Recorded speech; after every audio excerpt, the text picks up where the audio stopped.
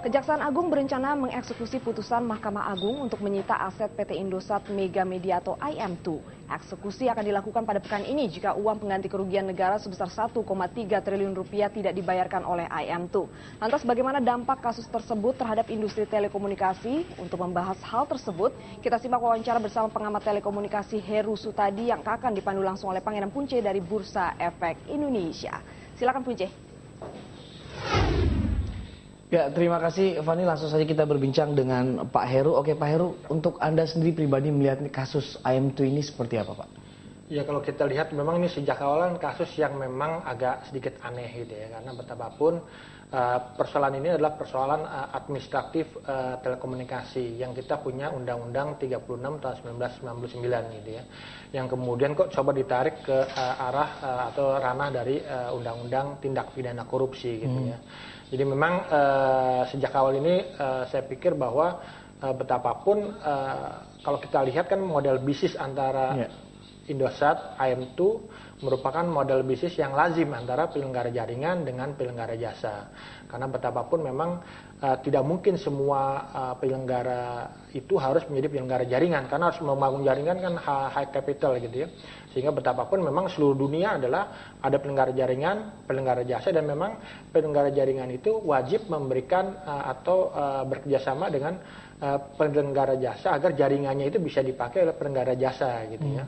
Dan kalau kita lihat kan model bisnis yang ada antara Indosat dengan IM2-nya seperti itu, dan ini juga dipakai oleh beberapa operator dan juga hampir seluruh penyelenggara jasa internet di Indonesia atau ISP gitu ya. Oke, berarti Anda melihat adanya potensi kasus ini juga akan terjadi di operator telekomunikasi lainnya?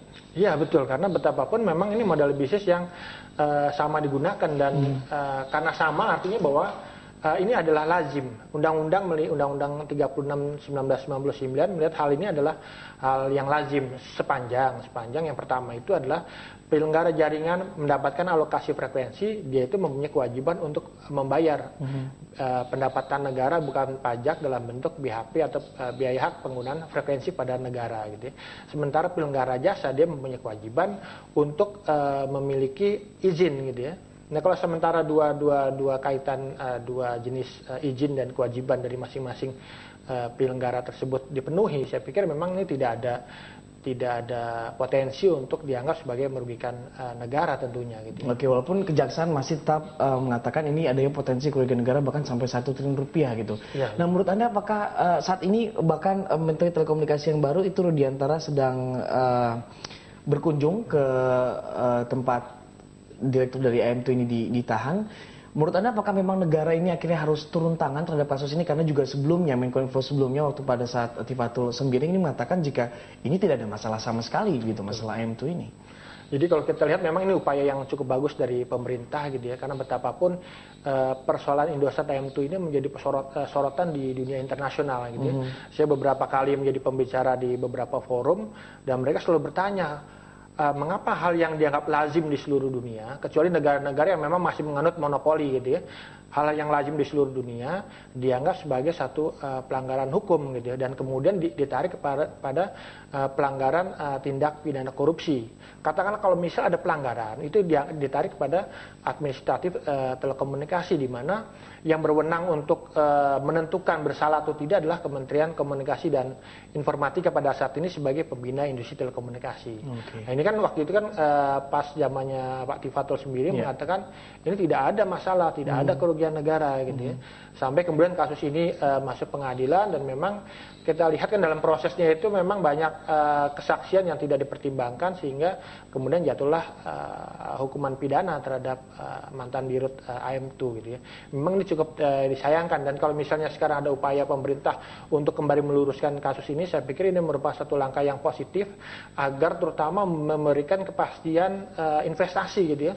Di satu sisi kita mengundang investor untuk datang ke Indonesia, sementara di sisi lain ada kegamangan, kita ada ketidakpastian investasi di mana ada dua lembaga yang sama-sama merasa punya wewenang untuk menentukan sebuah korporasi bersalah atau tidak gitu. Langkah apa sebenarnya yang harus diambil pemerintah agar hal ataupun kasus ini tidak terjadi lagi ke depannya? Karena seperti Anda katakan tadi bahwa bisnis model ini ternyata dilakukan oleh semua operator telekomunikasi di Indonesia gitu Pak. Saya pikir memang pemerintah, kemudian komunikasi informatika harus menentukan dan menegaskan bahwa hal kerjasama penyelenggara jaringan dengan penyelenggara jasa ini merupakan hal yang umum, hal yang lumrah dan lazim digunakan di banyak negara gitu ya.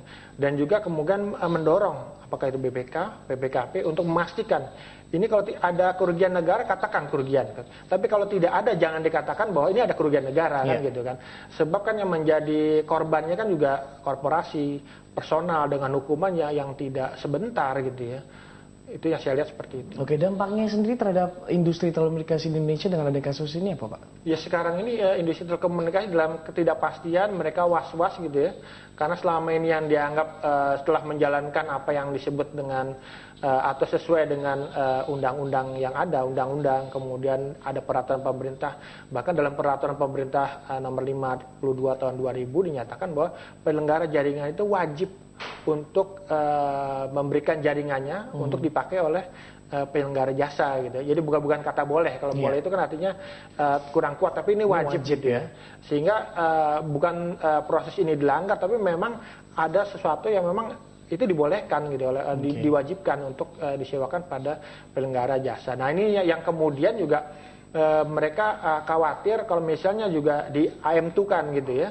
Nah, ini yang kita lihat bahwa proses ini harus segera diberikan kepastian, dituntaskan. Kalau memang itu tidak bersalah atau tidak ada kerugian negara, ya hendaknya memang dinyatakan bahwa ini tidak ada kerugian negara gitu ya. Oke, singkat saja Pak Heru, untuk ini kan rencananya mau ada di bawah sampai ke arbitrasi internasional. Menurut Anda perlukah? Saya pikir belum lah, karena betapapun ada proses, ada peninjauan kembali, di mana sekarang ini ada dua keputusan MA yang saling bertolak belakang. Saya pikir keputusan MA yang menguatkan bahwa tidak ada unsur kerugian negara dalam kasus ini perlu sebagai novum baru, agar kasus ini tuntas dan memang kalau misal tidak bersalah, ya perlu segera untuk dibebaskan gitu ya. Oke, baik. Terima kasih Pak Heru sudah bergabung di Lantai Bursa Siang. Demikian, Fandi kembali ke Anda. Baik, terima kasih Punca atas perbincangannya langsung dari Bursa Efek Indonesia. Dan pemirsa tetaplah bersama kami karena Lantai Bursa akan kembali dengan perkembangan bursa regional Asia Pasifik sesaat lagi.